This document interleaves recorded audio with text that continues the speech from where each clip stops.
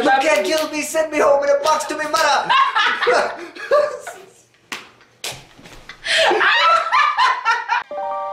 I believe in you, me, you, me, you, me, you, me, yeah. I believe in you, me, you, me, you, me, you, me, yeah.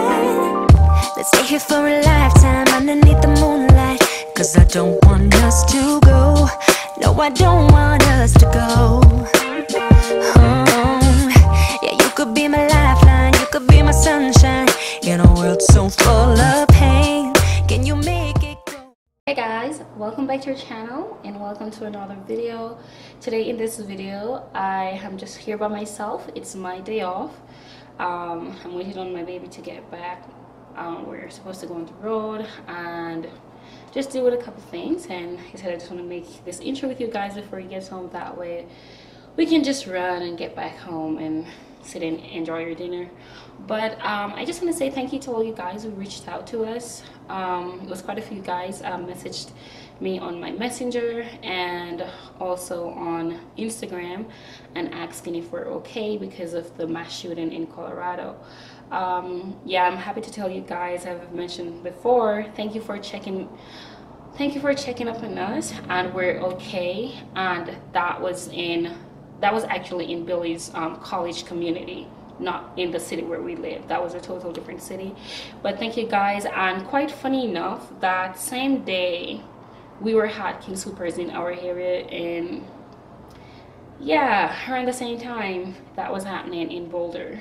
So I just consider ourselves blessed because it could have been us. And sometimes you just never know, because you tell yourself you're gonna leave your house, you're gonna go grocery shopping, you're gonna make dinner and come back home, and to be honest, it's never guaranteed that you're gonna come home. And I feel so close. Like, I've always been close to my husband, but like after that incident happened, I just try to imagine myself in that situation and ask myself, what would I do? It could have been the King Soopers that was in, because it was the same day. And I was keep asking myself that, what would I do? And I couldn't find an answer, because in cases like those, most times you just have to react in the moment. I can tell you, oh, I'm going to go through the back door and I'm going to jump and I'm going to defend myself. In the moment, it's a total different thing. But I just want you guys to know that, you know, I truly appreciate the checking up, and because most of you guys keep up to date and know that we're no longer in Alaska, and they heard like, oh, shoot in Colorado, so they're like, hey Sherry, are you guys okay, and stuff like that. And I really appreciate that, guys. So exactly, this is what happened. Make us feel, as I mentioned in the intro, some of you guys asked me, how are you guys, are you guys okay? And I said before that I am fine, but 100% mentally not so fine, because every time I get scared, I told Billy that I'm scared. Whenever I go to Walmart, I don't like the gas stations. I've always ate the gas stations. I don't know. Well, you've hated them since the shooting in Anchorage. What shooting? Oh, when that, yeah. The gas station on Mountain View. Right. I just hated it. I just think it's just a place where everybody goes and like trashy stuff happen. I don't know, probably it's my wrong perspective, because we have to get gas for the car, right? And now when this happened, it's like putting ourselves in the position that the same time that was happening, that shooting was happening in Boulder, we were at the King Soopers here. Yeah, funny enough, actually. Yeah, That's wild. I didn't think about that. yeah, the same time we were at another King Soopers shopping. And yeah, as I said, it's Wow. It's like crazy. I even started talking about ordering our groceries, like have grocery delivery, like, because I just feel like I might go into this store and not come back out, and I'm like, okay, it's fine to say, babe, I'm going to stay in the car with you, go, but what's going to happen to him? Or things are even happening in the parking lot. So it's like, what's my safety? I have to get me a firearm or something. You know, and it's kind of sad because we used to have a lot before we leave Alaska. Just have to downsize. So yeah, that's how it is right now. But I just think that we just need to do whatever it takes to make us feel safe, because safety, as I was telling Billy this afternoon, that for me, it's never money, it's never material things. It's always safety for me, to know that I can be safe and not have food, not even say not have food, not have the foods I want, not have the most luxurious life, but to feel safe. And I don't think I am feeling that right now. And I haven't been feeling that for a while, for a lot of different reasons. But really, ever since we got rid of our firearms. yeah, there's just a different connection when you have those things around, because It's just a force equalizer. yeah. And I used to tell you the same thing, that whenever you are around, like, I don't care what could be going on in the world, whenever he's around, I just feel safe, because I just naturally feel like he's gonna protect me at whatever cost, you know. And I wish I could say it would feel the same for me, because probably I'm a chicken, but Turkey. I'm not. No, Carrot. but he knows that Carrot. if it comes to the test, I'll do whatever it takes to protect him. But you know, as a man, I think there's just always like a pride thing. No, No. it's not pride. I don't mean boastful pride. Like I would much rather. Mm-hmm. I would much rather be confident knowing Mm-hmm. that you would protect me at any and all costs. Like, Okay. I would feel confident in knowing that you are my ride or die woman. Yeah. That is what I'm confident in, because that's how I am. Okay. So do you feel like I could protect you? Yeah. Okay. I feel like you would try, at the very Yeah. minimum. Yeah. And if you had a gun, I don't know. Wait, a lot of people think I'm a softie. You are something. Not like that, babe. What do you mean? like, oh, chicken softy. Like, you ain't gonna do nothing. But guys, I used to be a very rebel child growing up. I was very tough. I didn't take talks. I would fight. My mom, I'm not going into that story, but yeah, I had a lot of school fights. Surprisingly, a lot you didn't know, but I used to fight a lot. Like, I don't yell your voice at me. Don't look at me for too long. I'm fighting you. So stop. What did you say? You say this. What does this mean? Two of us? That mean two of us? Okay, because I know you used to fight a lot too. But no, I mean you got in two fights at school.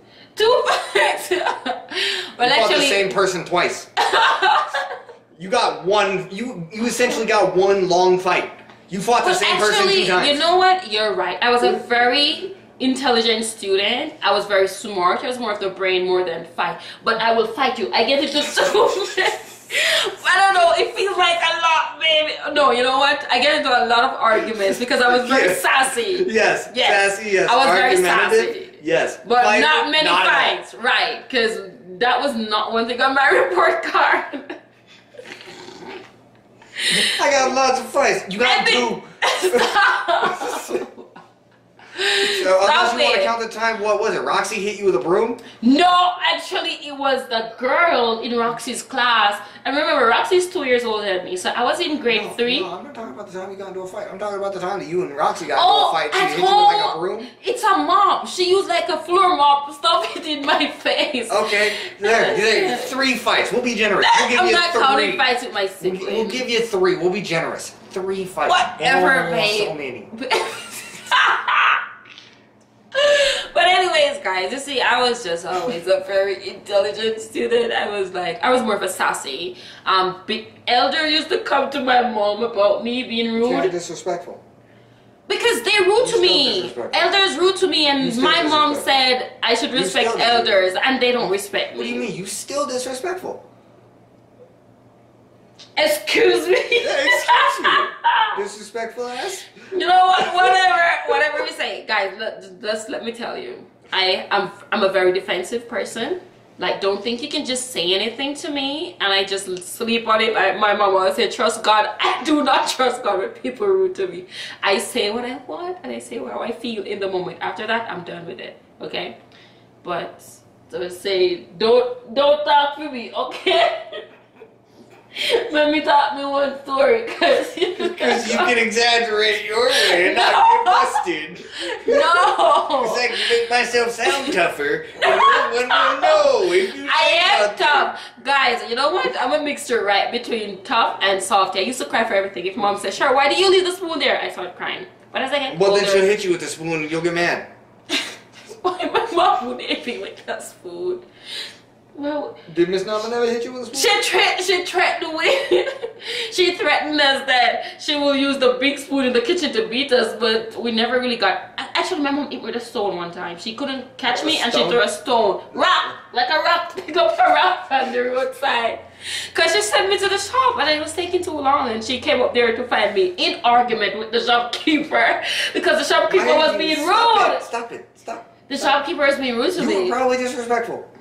Babe, if I go to the shop... You are too miserable. Shut up. I'm very miserable. Shut up. Baby, if you go to the shop, right? If you go to the shop. Alright, remember it a bit. It's started.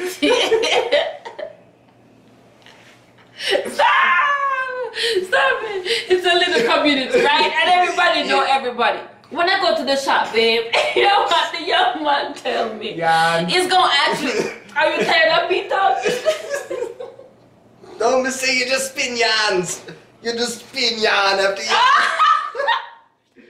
Alright, I'll tell you this last story. Let me tell you this last exaggeration. I tell you why my mommy. I'm telling you why my mom hit me with a stone in my side. Just imagine you in a small community. We were talking about the events of Boulder. Yeah, we gonna tell them. We gonna cut it out. We gonna cut it out. Right. But guys, so is it? You can save this for outtakes and other. I was babe. You know, tell her the story. What story? My mother am I gonna laugh at you? No, probably not, but probably is. But you shouldn't laugh. Chanka? What? Chanka? Chanka. Chankla. What that name? What name so? Chankla. Chankla, yes. We don't know that. But anyway. You know. Me don't know. But me if you know, because I may attack to her. Oh, just tell your story. Okay. We'll figure out. But anyways, the shopkeeper was being mean to me. It's a small community where everyone knows everyone. And I went to the shop and it was like, sure. Did I not see you in those same clothes yesterday? So I'm like, I know my clothes. I can wear my clothes whatever day. So he's saying that I didn't bathe that night because I still have all the clothes that we didn't rank. But because we were growing poor, we didn't have much clothes. So even if we shower, we still have to put on back them clothes that Fian was one next day. But anyways, I went up there and I started tracing my, young little girl with attitude. I'm showing you what I'm doing. The snatchy hand air thing. Because this is what I'm telling you. Babe, I'm not acting ratchet. I'm just saying this is how I was doing with the guy at the thing. You was ratchet. Yeah, I was very ratchet, and I was like, just up in his face and like that. And my mom was like, Sharian! Look how long we sent it to the shop. I waited on the sugar. And I was like, I said, Mom, I'm still going off on the guy because I have no fear as a child growing up. I used to tell my mom, if you even want to beat me and kill me, I don't care. Like, I used to be so dry. I was very stubborn. Stop! Oh, I would tell you that you don't beat me. Do you beat me? No, it's my point. You get mad at me in fights and you'll just be like, you can kill me. It's like, why would I do that? I'm mad.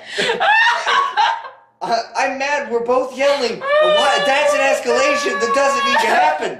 Why? Oh, Christ. But anyway, you can't kill me. Send me home in a box to my mother.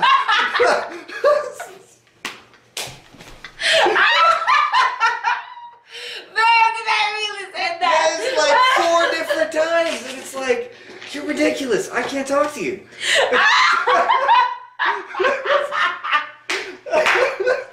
No, this is funny because I probably said when I was so mad. And something. Are you laughing so hard you're crying? Are you okay? Okay. What is it you do me? What is it you send me to my mother? Yes.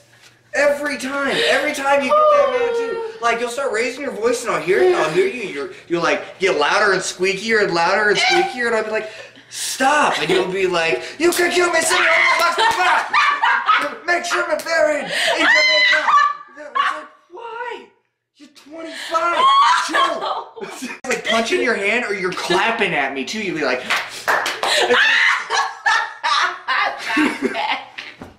sometimes in the wake of tragedy, everybody needs a little bit of comedic relief. It's good even in the wake of tragedy to remember to have a reason to laugh. Yeah. Because if more people had more reasons to laugh, less terrible things like this would happen. Right. And honestly, I have more to say, but not for YouTube. So I'm going to keep that to myself and share it amongst people that I'm close with. Yeah. But I do want to, from the very, very, very deepest, like, depths of like, my heart, I would love to reach out and extend my sympathy and I would really love from the depths of my heart to reach out and extend my condolences and as much sympathy as I can possibly muster to the victims of this attack and of attacks like these. They're horrible, horrible tragedies that could have all been prevented in one way or another. Yeah.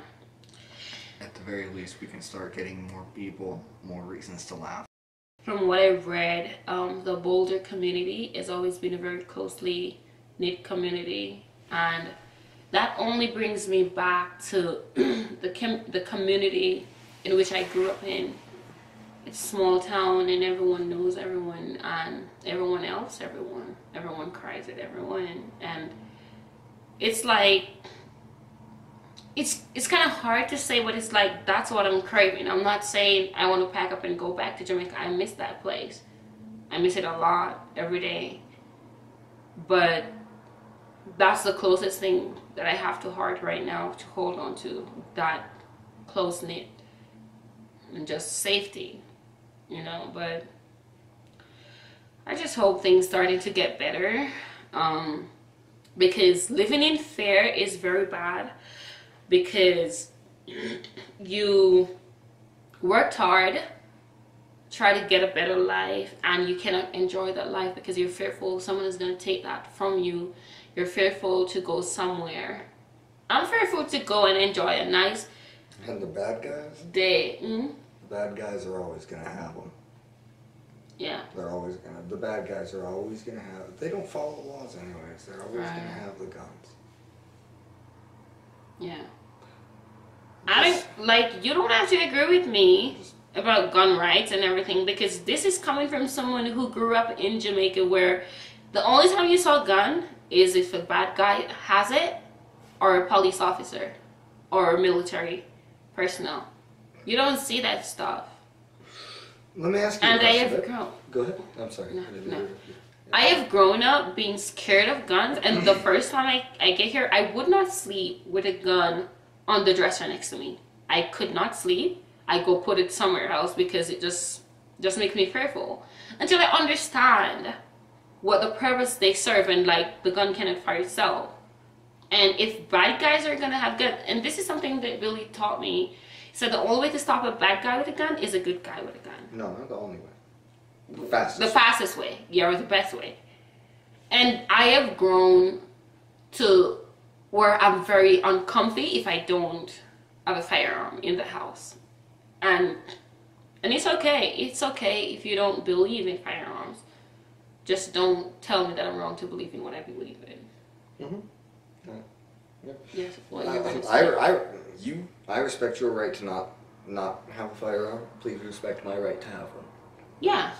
And that's all. Like, that's my 2 cents on the matter. For one of the fastest ways to stop tragedies like this is more armed people, more armed, law-abiding people. Makes a difference. Yeah. Yes, and I have to put that out there, because giving more guns to more people is not good if those people are not law-abiding and trained and proficient.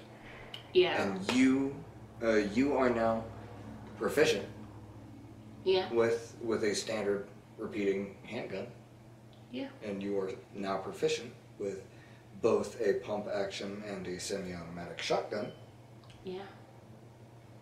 Next up, oh, and you are also proficient with AR and AK AR and platform AK. carbines. And coming up soon, you will be proficient in bolt action rifles. And you will be accurate out to 500 meters. Yeah. That's our next goal for you. And it's okay, you know, it's okay to grow and learn new things. It's just like transitioning here, as transition means so many different ways. Like in food, culture, way of life, and it's okay. And there are some things that I'm not willing to be transitioned in, and also it's okay. You know, it's just your choices. And I've been having this conversation with myself, like you know, when people tell you it's my right to do this and I have a right to this, sometimes I ask myself, are there too much rights? And the question and the answer to that, I think, is no. It's okay for you to know your rights and practice your rights. But you know what's not right is when your right is conflicting my rights. Exactly. And tragedies like this are a perfect example of how, like, and it's not an argument. This isn't an argument about gun control. This isn't an argument for or against it. Yeah. Because frankly, what's going to happen is going to happen. There's absolutely nothing that either of us can do to stop it. But I can at least throw my 2 cents and tell you where I stand. As you know, I don't do the veteran card often. Mm-hmm. But as someone who has served, knows their capability, and is capable with them,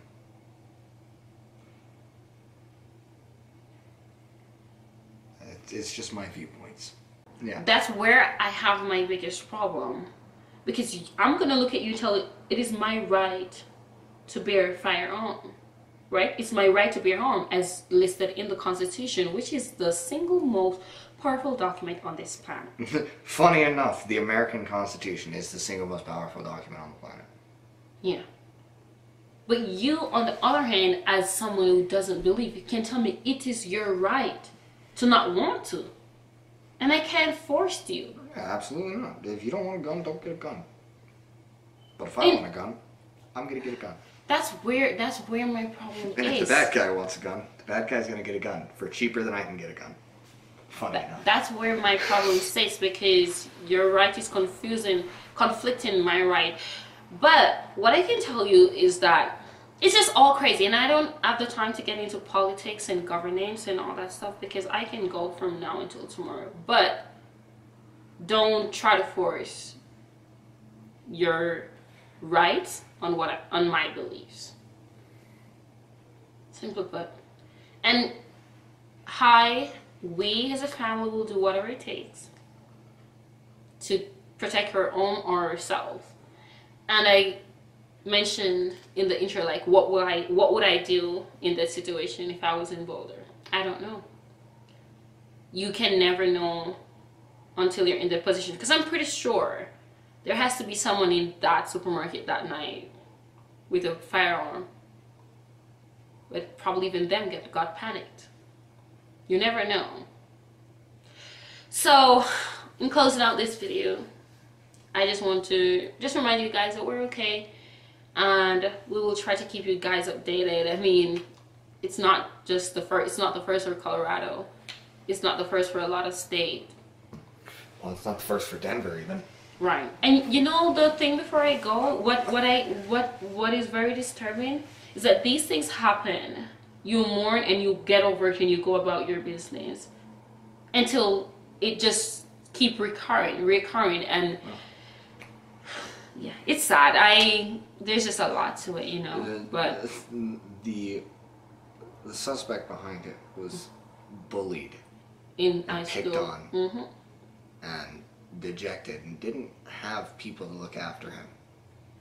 Didn't have that support system to say, hey buddy, you actually are worth so much more than that.